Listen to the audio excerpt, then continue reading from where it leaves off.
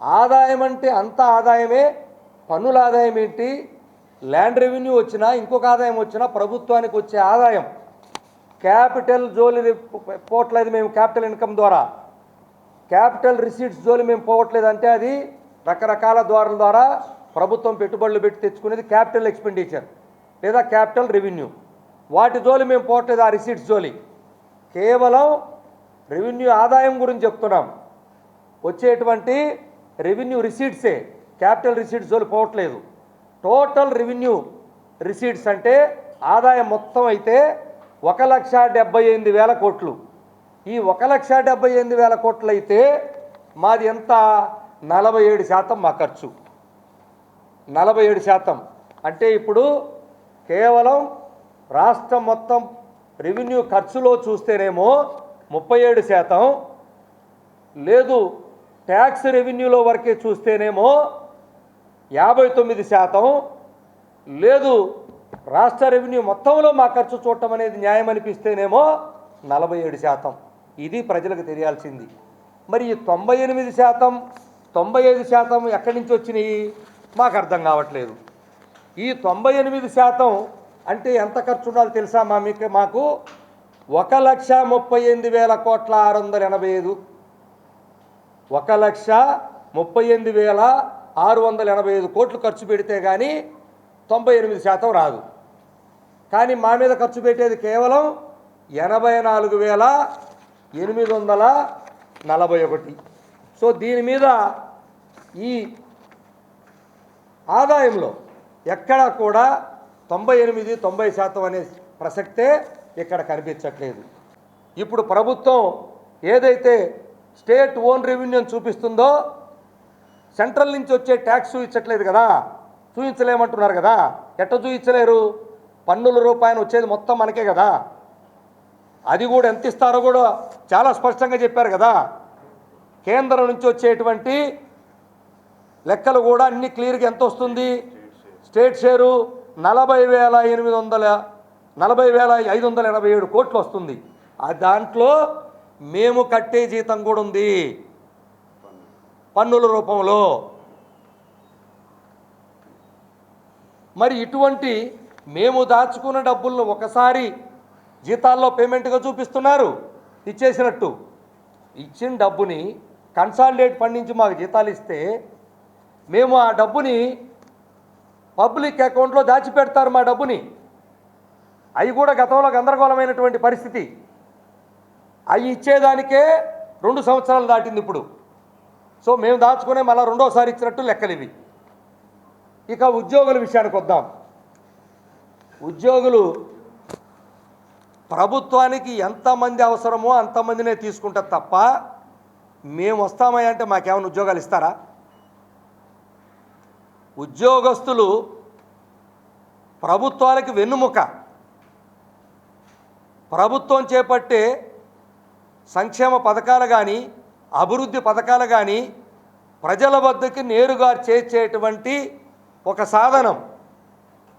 మీకు అవసరమైతే తీసుకుంటారు. ఆనాడు మండలాల ఫార్మేషన్కి అయిన తర్వాత 86లో మా రిక్రూట్మెంట్ అయింది. నేను వచ్చాను ఉద్యోగంలోకి. మండలాల వల్ల మా పెరిగి ఉద్యోగాలు కావాలని రిక్రూట్మెంట్ ఏపీపీఎస్ చేస్తే మేము రాసాం, వచ్చాం. గ్రామాలకి గ్రామ స్థాయిలో కావాలనుకున్నారు గత ప్రభుత్వం. 1,50,000 మంది ఉద్యోగాలు తీసుకొచ్చారు.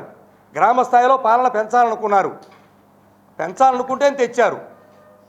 లేదు ఇప్పుడు మీరు జాబ్ క్యాలెండర్ ప్రకటిస్తామంటున్నారు. మరి ఉద్యోగులు అవసరమే ప్రకటిస్తున్నారా, అవసరం లేకుండా ప్రకటిస్తున్నారా? కాబట్టి ఉద్యోగులేదో అధికమైపోయినట్టు, వాళ్ళ ఖర్చులు అధికమైపోయినట్టు ఈ విధంగా ప్రజల్లో చూపిస్తే తప్పుడు సంకేతాలు వెళ్తాయా లేదా? ప్రభుత్వానికి అవసరమైతేనే ఇప్పుడు జాబ్ క్యాలెండర్ ఇస్తున్నారా? నిన్న డిఎస్సి దానికే చేశారా? మరి ఉద్యోగులకు రేపు జీతాలు ఉండవా? మరి దీనికి ఏమని చెప్తారు రేపు? మరి ఎలా ఖర్చు తగ్గిస్తారు? ఉద్యోగులు రిటైర్ అయిపోతున్నారు. ప్రతి సంవత్సరం వేల సంఖ్యలో రిటైర్ అయిపోతున్నారు. కాబట్టి ఉద్యోగి తను కావాలనుకుంటే ఉద్యోగం ఏమి ఇవ్వరు. ప్రభుత్వం అవసరం అనుకొని 10 మంది అవసరం ఉన్న చోట ఒక్కరిద్దరినే నియమిస్తుంది ప్రభుత్వం. మిగిలినటువంటి వాళ్ళని సగం మందిని అవుట్సోర్సింగ్తో వాళ్ళ శ్రమ దోపిడీ చేస్తూ ఉద్యోగాలకు తీసుకొస్తా ఉన్నారు. వాళ్ళకి పాపం ఎలాంటి బెనిఫిట్స్ లేవు, ఒక్క రూపాయి కూడా పెంచింది లేదు.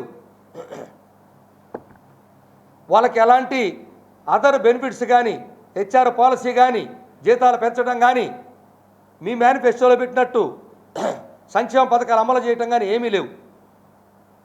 ఇటువంటి నేపథ్యంలో ప్రతి ఉద్యోగి, సీనియర్ ఉద్యోగి ప్రతి సంవత్సరం 9 మాసాల జీతాలు తీసుకుంటారు. 2-3 నెలలు సీనియారిటీని బట్టి ట్యాక్స్ రూపంలో మా జీతాలు ప్రతి నెల డిడక్ట్ అయిపోతాయి. ప్రతి నెల డిడక్ట్ అయిపోతాయి. అంటే 9 నెలల కన్నా ఎక్కువ జీతం తీసుకోం. 12 మాసాలకు కానీ 12 నెలలకు కానీ మేము తీసుకున్న జీతాలు టెన్షన్గా కట్ అయిపోతాయి మాకు. లేదు, మీరు మా మీద పెట్టేటువంటి జీతాలు ఇచ్చినవన్నీ, ఈ జీతాలు మళ్ళా ఈ రాష్ట్ర ప్రభుత్వానికే రొటేట్ అవుతుంటాయా లేవా? మేము రకరకాల రూపంలో మేము ఈ రాష్ట్రంలోనే ఖర్చు పెడతాం, వేరే రాష్ట్రాల్లో మేమేం ఖర్చు పెట్టాం. మా డబ్బులన్నీ నీళ్ళకో, పాలుకో, భోజనానికో, లేకపోతే ఇంటికో దేనికి పెట్టినా తిరిగి మన రాష్ట్ర ప్రభుత్వానికి చేరతాయి. అందుకని ఇటీవలగా మా చర్చల్లో అయిన రోజున మరుసటి రోజు చూశాను, గౌరవ ఆర్థిక శాఖ మంత్రులు ఇచ్చారు. చాలా సంతోషం. ఏమని? ఉద్యోగులకు మేము ఇచ్చేటి ఏది పెంచినా అది పెట్టుబడిగానే భావిస్తామని. ఎస్, అది పెట్టుబడిగానే భావించాలి, అంతే తప్ప ఉద్యోగుల్ని భారంగా భావించకూడదు ఏ ప్రభుత్వం కూడా.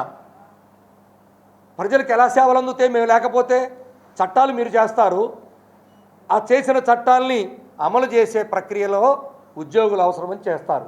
అలాంటి ఉద్యోగస్తులకి కూటమి ప్రభుత్వం వచ్చిన తర్వాత వాళ్ళకి మంచి పిఆర్సీ ఇస్తారని, డిఏలు ఎప్పటికప్పుడు రిలీజ్ చేస్తారని చెప్పేసి ఆశతో ఎదురు చూసిన ఉద్యోగులకు నిరాశే ఎదురైంది.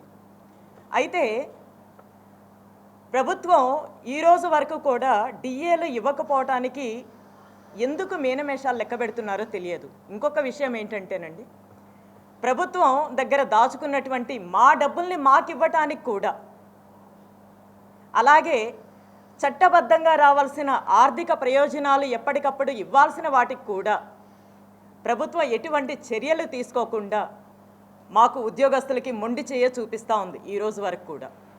ఇంకొక విషయం ఏంటంటే 18/10/2025న ఏదైతే గౌరవ ముఖ్యమంత్రి వర్యులు ఈహెచ్ఎస్ కార్డు, హెల్త్ కార్డు గురించి 90 రోజుల లోపల ఆ కార్డుని పనిచేసే విధంగా చేయాలని అధికారులకి ఆదేశాలు ఇచ్చినప్పటికీ ఈరోజు వరకు అది ఇంకా ఆచరణలోకి రాకపోవటం అనేది, దీనివల్ల ఉద్యోగస్తులు కానీ మరి ముఖ్యంగా విశ్రాంతి ఉద్యోగులు చాలా ఇబ్బందులకు గురవుతున్న సంగతి. ఇంకొక విషయం, ఇవన్నీ ఈ లెక్కంతా ఇలా ఉంటే మనకి పిఆర్సీ కమిషనో లేకపోతే ఐఆర్ఓ ఇవన్నీ ఆర్థిక ప్రయోజనాలు ఎప్పటికప్పటికి రాక ప్రతి ఉద్యోగి కుటుంబంలో చాలా అశాంతిగా ఈరోజు ఉన్న సంగతి చూస్తూ ఉన్నాం. ఇలాగే కనుక కొనసాగితే మా రాష్ట్ర నాయకత్వం ఏ పిలుపునిచ్చినా మేమంతా కూడా, మహిళా ఉద్యోగులుగా మేమంతా కూడా ఒకే తాటిపైన నిలబడి రాష్ట్ర కార్యాచరణ ఏమి సంభవించినా మేము సిద్ధంగా ఉన్నామని తెలియజేస్తున్నాం.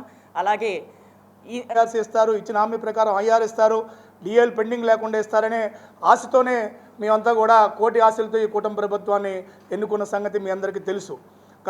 మాటికి గత ప్రభుత్వాన్ని సూచిస్తున్నారు మీరు. గత ప్రభుత్వం జీతాలు ఇవ్వలేకపోయింది, పెన్షన్లు ఇవ్వలేకపోయిందని. అంటే ఏ ప్రభుత్వం అయినా చేసిన మంచిని ఆదర్శంగా తీసుకుంటారా, చెడును ఆదర్శంగా తీసుకుంటారా?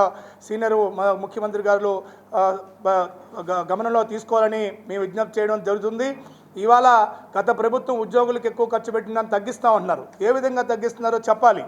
మరి గత ప్రభుత్వం చేసినటువంటి చెడ్డ పనులను మీరు ప్రశ్నిస్తున్నప్పుడు గత ప్రభుత్వం చేసినటువంటి మంచి పనుల్లో కూడా కొన్ని మీరు తీసుకోవాల్సిన ఆవశ్యకత ఉందని చెప్పేసి ఒక సాధారణ ఉద్యోగిగా మేము కూడా మాట్లాడాల్సిన పరిస్థితి. గత ప్రభుత్వం గ్రామవార్డు సచివాలయంలో 150,000 మంది ఉద్యోగులను రిక్రూట్మెంట్ చేసింది. ఆర్టీసీ ఉద్యోగులు 60,000 మందిని ప్రభుత్వంలో విలీనం చేశారు.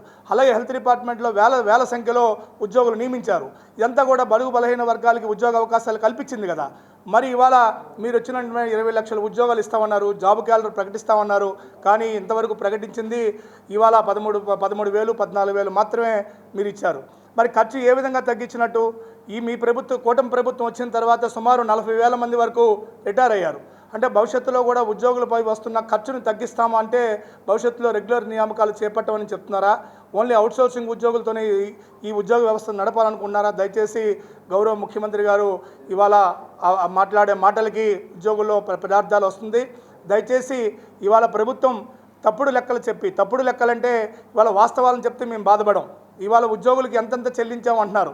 చెల్లించిందే అడిషనల్గా చెల్లించట్లే, మాకు బకాయిలు రావాల్సిన మాత్రం చెల్లించారు. మరి ఈ ప్రభుత్వం వచ్చిన తర్వాత ఆ 5 DAలకు సంబంధించి ఎంత చెల్లించాలో మరి లెక్కలు చెప్పలేదు. మరి 12వ PRC సంబంధించి 3 సంవత్సరాలు అయిపోతుంది, దాన్ని ఎప్పుడు చేస్తాము, ఎలా చేస్తాము చెప్పలేదు. అలాగే IR ప్రకటిస్తామన్నారు, వచ్చిన వెంటనే మీరిచ్చిన హామీ కదా, మేము అడగలేదు కదా, దానికి సంబంధించి చెప్పలేదు. ఇవాళ ఉద్యోగులు రావాల్సినటువంటి బకాయిలను కూడా మీ శ్వేతపత్రంలో చూపించుంటే చాలా ఆనందపడేవాళ్ళు. అంతేకాదు ఇవాళ సగటున మీరు అన్ని లెక్కలేస్తారు కాబట్టి సగటున మొత్తం బాకీలు, గత ప్రభుత్వం ఉంచినటువంటి బకాయిలు కానీ, కూటమి ప్రభుత్వం వచ్చిన తర్వాత బకాయిలు కానీ, సగటున ప్రతి ఉద్యోగికి సుమారు 2 లక్షల నుంచి 5 లక్షల వరకు బకాయిలు చెల్లించాల్సిన పరిస్థితుంది. వాటన్నిటినీ అంటే చెల్లించలేమని చెప్తున్నారా? చెల్లించాల్సిన బాధ్యత లేదని చెప్తున్నారా?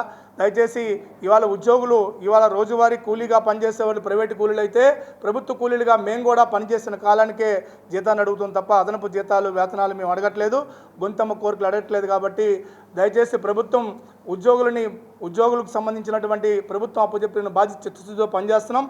చేసిన పనికి మాకు జీతభత్యాలు చెల్లించాల్సిన బాధ్యత ప్రభుత్వం మీద ఉందని చెప్పి సందర్భంగా విజ్ఞప్తి చేస్తూ, ఇప్పటికైనా సరే ప్రభుత్వం ఉద్యోగుల సమస్యల పట్ల ఏపీజేఎస్ అమరావతి పోరాట పందాలో ఉండేటప్పుడు ప్రభుత్వం చర్చలకు పిలిచిన సందర్భంగా ప్రభుత్వాన్ని గౌరవించి శ్రీకాకుళంలో జరిపేటటువంటి ఉద్యమ సన్నాహ సభను కానీ, అనంతపురంలో సన్నాహ సభను కానీ వాయిదా వేసుకోవడం జరిగింది.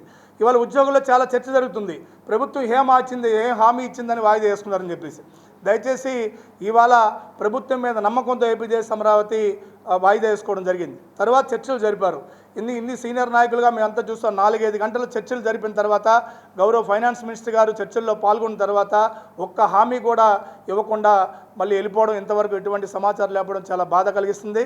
ఇప్పటికైనా సరే ఈ ప్రభుత్వానికి మేము విజ్ఞప్తి చేస్తున్నాం, ఆర్థికపరమైన విషయాల్లో ఎన్నికల ముందు ఇచ్చినటువంటి హామీల మేరకు IR ప్రకటించకపోయినా పెండింగ్ DAలకు సంబంధించి కానీ, బకాయిలకు సంబంధించి కానీ, వీటి ఆర్థికపరమైన అంశాలకు సంబంధించి ఎట్టి పరిస్థితుల్లో వెనకడుగేసే ప్రశ్న ఉండదు. ఎట్టి పరిస్థితుల్లో మా బకాయిలు మాకు చెల్లించాల్సిన బాధ్యత ప్రభుత్వం ఉందని చెప్పి విజ్ఞప్తి చేస్తూ, ఆగస్టు 15 నాటికి ప్రభుత్వం చర్చలకు పిలుస్తుంది, సమస్యలు పరిష్కరిస్తుంది, ముఖ్యమంత్రి గారి స్థాయిలో చర్చలు జరుగుతాయని రోజు ప్రకటనలు అయితే వస్తున్నాయి. మాకైతే అధికారికంగా ఏమీ లేఖ రాలేదు. తప్పనిసరి పరిస్థితుల్లో 15 లోపు చర్చించి ఆర్థికపరమైన అంశాల మీద స్పష్టమైన హామీ ఇస్తే పర్లేదు. ప్రభుత్వం నుంచి ఆర్థికపరమైన విషయాల్లో స్పష్టమైన హామీ లేకపోతే ఆగస్టు 15 తర్వాత ఏపీజేఎస్ అమరావతి రాష్ట్ర కమిటీ ఉద్యమ కార్యాచరణ తీసుకోక తప్పదు. ఏ క్షణంలో ఎలాంటి ఉద్యమ కార్యాచరణ పిలిపించినా సరే వాళ్ళ రాష్ట్ర వ్యాప్తంగా ఉద్యోగులు, అన్ని వర్గాలకు సంబంధించి ఉద్యోగులు, అన్ని డిపార్ట్మెంట్ ఉద్యోగులు సిద్ధంగా ఉన్నారు. ఈసారి అయితే మాత్రం ఉద్యమం అంటూ ప్రారంభం అయితే ఉద్యోగ సంఘాలుగా మేము బాధ్యులం కాదు. ఉద్యోగులు ఎదుర్కొంటున్న ఇబ్బందుల పట్ల ఉద్యోగుల పక్షాన మాట్లాడే నాయకులుగా చిత్తశుద్ధితో మా బాధ్యతగా మేము నిర్వహిస్తాం. కాబట్టి భవిష్యత్తులో ఉద్యమ కార్యాచరణ ప్రారంభించక ముందే ఆర్థికపరమైన విషయాలు పరిష్కరించాలని ప్రభుత్వానికి విజ్ఞప్తి చేస్తూ, ఆర్థికపరమైన విషయాలు ఇంకా జాప్యం చేస్తే ఆగస్టు 15 తర్వాత ఏ క్షణంలోనైనా ఉద్యమం ప్రారంభించక తప్పదని చెప్పి సందర్భంగా ప్రభుత్వానికి మనవి చేయడం జరుగుతుంది.